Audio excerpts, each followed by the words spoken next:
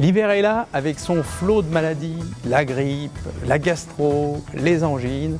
Alors la question que vous posez tous, c'est comment passer l'hiver au chaud sans être malade. Donc comment avoir les bons gestes qui vous protègent, comment aussi protéger les autres, c'est ce que nous allons voir dans la rubrique Mes conseils santé.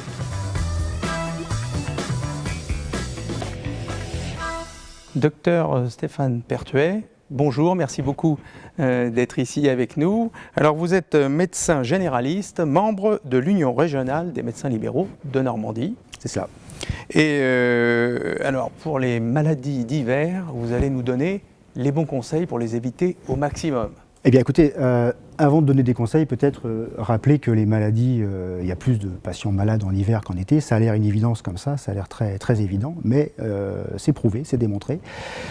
L'hiver apporte environ son lot de mortalité supplémentaire d'environ 15 000 patients par an. Parce qu'on a vu, c'est parce que les virus, l'hiver, ils sont plus à l'aise que l'été. Alors l'hiver, effectivement, les virus sont plus à l'aise que l'été. Les virus, ils aiment bien le froid, quand le froid les rend plus résistants. Et ça ne vous a pas échappé, l'hiver, il y a moins d'ensoleillement et les ultraviolets nuisent gravement à la santé des virus. Donc moins il y a de soleil, plus il y a de virus. En hiver, on sort moins, on reste plus à la maison, on est plus confinés, on est plus les uns avec les autres, les uns sur les autres, et on se transmet volontiers les virus et les bactéries. Quelles sont les maladies là, répandues, les autres maladies, qu'est-ce qu'il faut Alors les maladies répandues, les maladies communes hivernales sont bien évidemment les rhumes, les rhinopharyngites, les bronchites, les otites et autres trachéites. Tout ce qui se finit en ite un peu, ce sont les maladies hivernales essentiellement virales. Le hit de l'hiver. C'est le hit de l'hiver. C'est un peu ça. Exactement. Et alors est-ce qu'on peut les avoir en même temps ?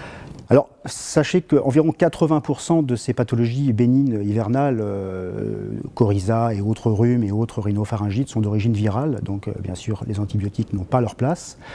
On peut avoir une infection virale et puis une surinfection. Une surinfection parce qu'on est fragilisé et que le système immunitaire n'est pas nécessairement prêt à répondre à une bactérie. Alors, donnez-nous les secrets. On va rappeler les fondamentaux. Je vais passer assez vite sur on se mouche dans un mouchoir en papier, on tousse dans le creux de son bras.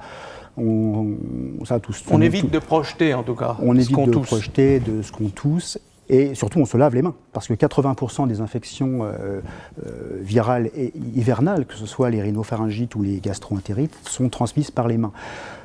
On devrait effectivement retrouver ces fondamentaux, retrouver ces bons vieux réflexes d'antan, à savoir se laver les mains au moins 30 secondes, avec un savon liquide si possible, avec un séchage soigneux.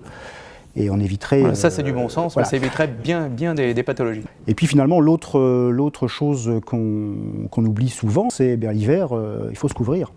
On avait prouvé qu'il y avait une surmortalité hivernale en Europe de l'Ouest, à cause des infections respiratoires, par rapport à des Russes vivant en Sibérie.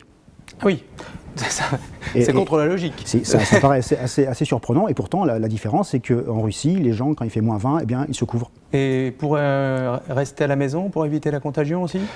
Effectivement, quand on est vraiment malade, très malade, l'idéal c'est de rester à la maison et de ne pas se ruer aux urgences quand on a 38,5, une tisane, du paracétamol, et puis on consulte si on se sent vraiment mal. Voilà. Et puis quand on est à la maison, on peut aussi penser à aérer sa maison 10 minutes par jour, éviter le confinement. Et puis la vaccination en prévention ? Et la vaccination, c'est un sujet, vous le savez, un peu polémique en France. En tant que médecin généraliste, j'ai constaté qu'il y avait beaucoup moins que les épidémies de grippe, si vous voulez, puisqu'on parle d'épidémies de grippe, étaient beaucoup moins importante qu'il y a 20 ou 25 ans. On connaissait des journées très très longues, des épidémies très très très fortes, ce qu'on ne voit plus aujourd'hui. Eh bien écoutez, un grand merci pour ces précisions, docteur Pertuet, et puis je retiens un grand conseil de bon sens, lavez-vous les mains. Et sortez couverts. Et sortez couverts.